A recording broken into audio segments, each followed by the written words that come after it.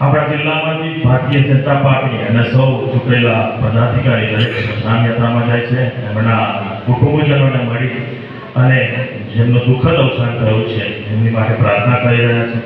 આ દિવ્યાંગ લોકોને એમને શ્રદ્ધાંજલિ આપીએ આપણે અને એમના કુટુંબોને શક્તિ આપવાનું માતાજીના ચરણોમાં પ્રાર્થના કરીએ કે આ દુઃખદ અવસાનમાં એમને શક્તિ મળે અને કુટુંબીજનો આ દુઃખદ જે ઘટના બની છે એમાંથી બહાર આવે એવી માતાજીના ચરણોમાં પ્રાર્થના.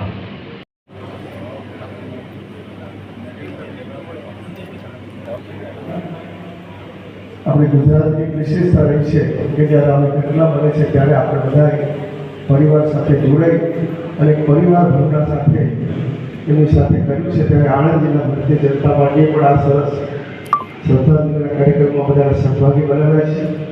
આપણે ત્યાં જેમની આણંદમાં જેમની 26 વર્ષની દીકરી પણ ધામમાં આપણે બધા જ લોકો હજુ પણ લગભગ 20 જેટલા લોકોની અંત્યેષ્ટિ બાકી છે. આપણે બધા જ પરિવારો સાથે જોડાઈને એમના દુઃખમાં સહભાગી બનીએ.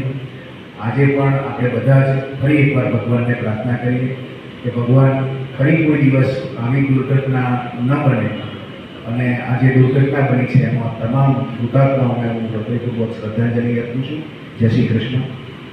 देश और दुनिया के खबर के लिए, अपने मुसीबत के समाधान के लिए एक बार लाइक, शेयर, सब्सक्राइब और कमेंट आप ज़रूर करें।